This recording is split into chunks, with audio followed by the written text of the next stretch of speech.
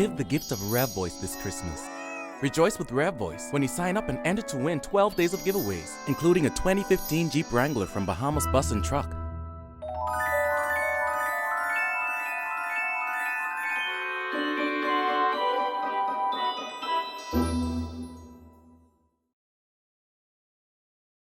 Opposition leaders disturbed by allegations of a BEC bribe taker. Saxon's members threatened to boycott the New Year's Day Junkanoo parade. This as the Valley Boys slammed the decision to eliminate the second Bay Street lap, plus confusion surrounding VAT mounts just days ahead of implementation. We've got those stories and a whole lot more coming up tonight. I'm Vuani Toot and NB12 starts now.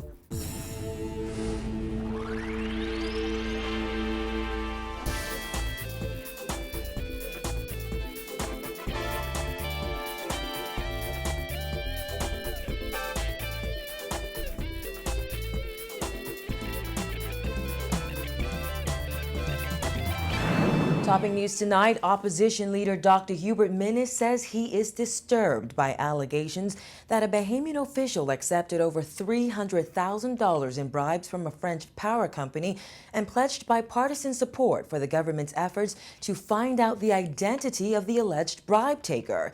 Minnis was referring to allegations that an official from Alstom paid bribes to a Bahamian official to swing BEC contracts to Alstom between 1999 and 2003. Simone Davis reports.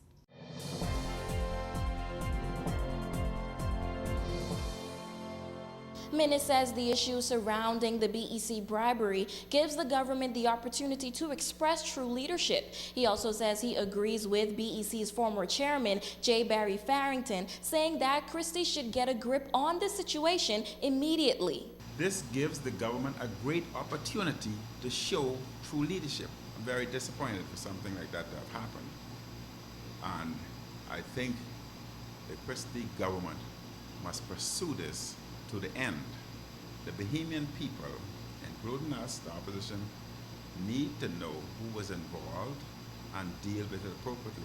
The opposition leader responded to reports which stated that the bribe scandal happened under the leadership of the F&M. He stressed that he was never aware of it and the F&M under no circumstances supports corruption. He added that if the government decides to probe the matter, the opposition would fully support it.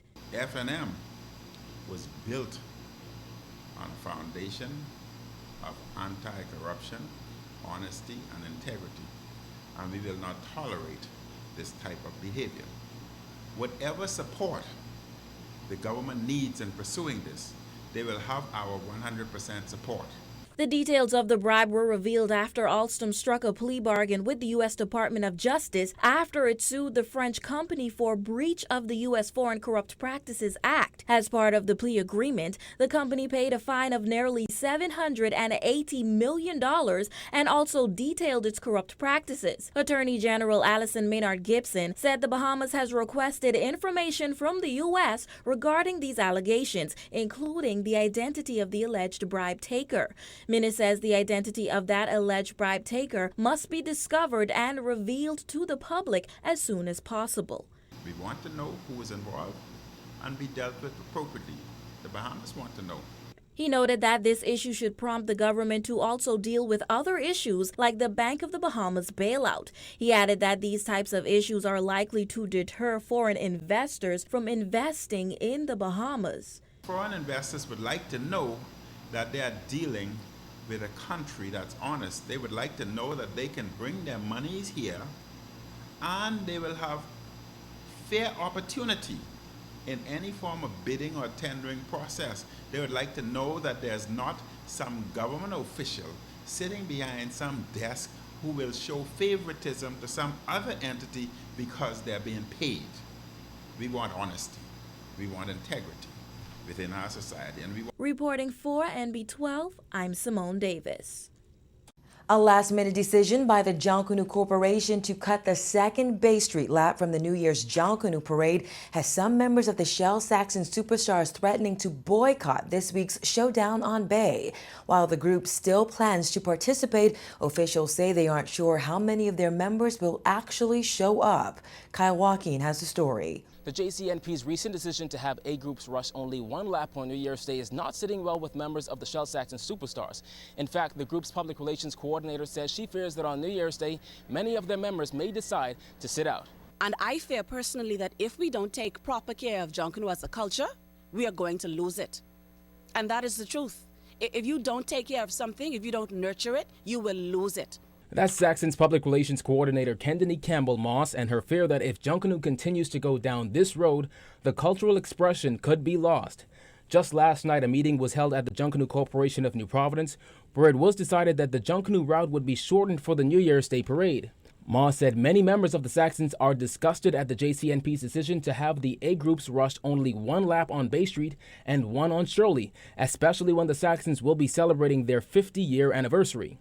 After months of preparation and what some called a disappointing Boxing Day parade that saw victory snatched away from the Saxons just hours after they were declared the unofficial winners, Moss said there are many within the group who prefer not to participate at all if they're unable to make the usual 2 laps on Bay and 1 on Shirley Street.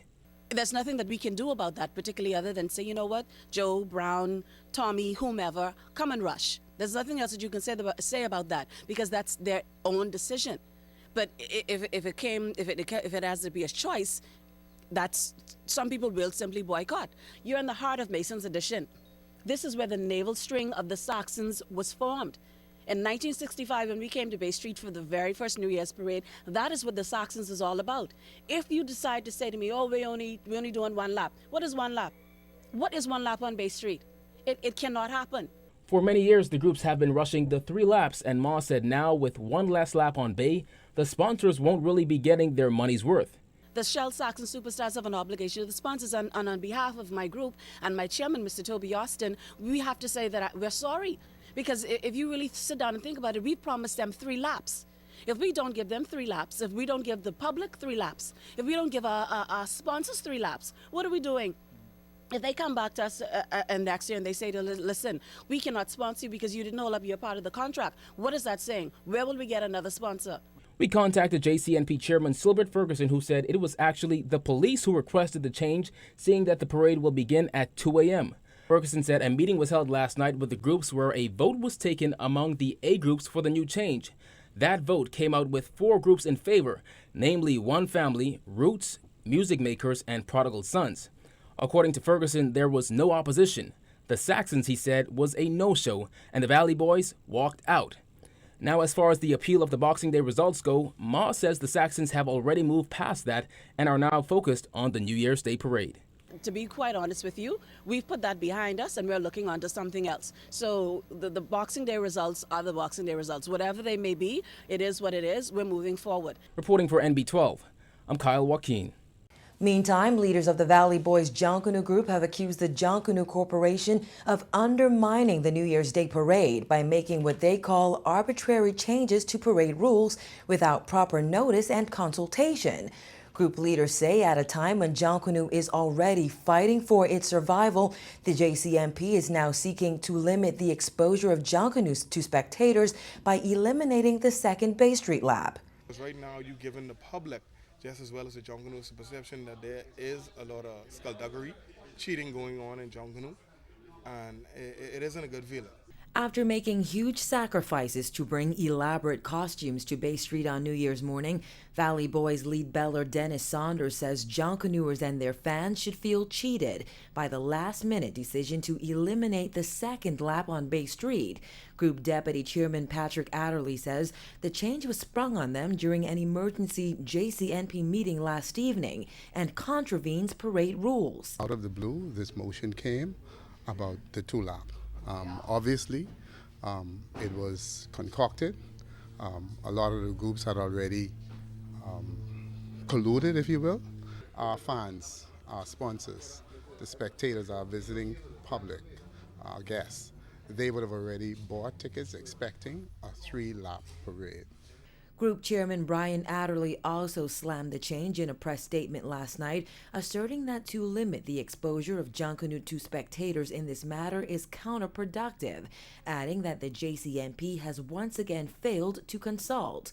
Following last week's Boxing Day parade, which he called a fiasco, the deputy chairman says he wouldn't blame some Saxons members for boycotting. You couldn't blame them for retaliating, for withdrawing their service, so to speak, simply because the way that the chain of events occurred, no one would want to be treated. Despite this, the Valley Boys say they are ready to make up for last week's disappointing fourth-place finish and plan to take the competition hostage with their Pirates of the Caribbean theme. We have a new strategy in place, and trust me, the fans will not be disappointed.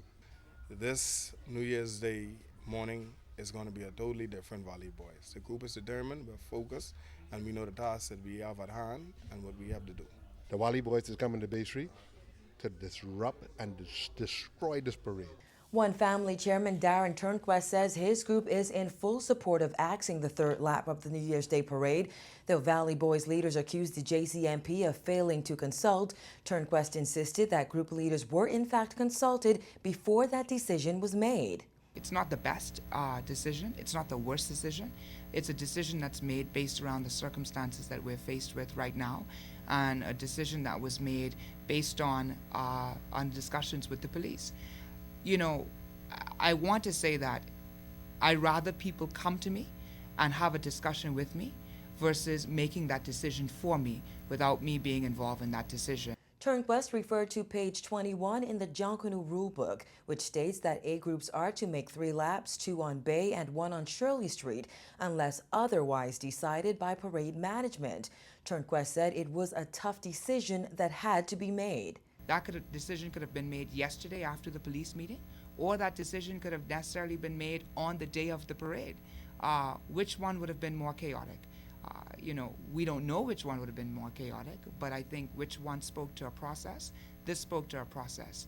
Sometimes process is something that's not always liked, but I would say as a chairman of one family, it's a process that I appreciate.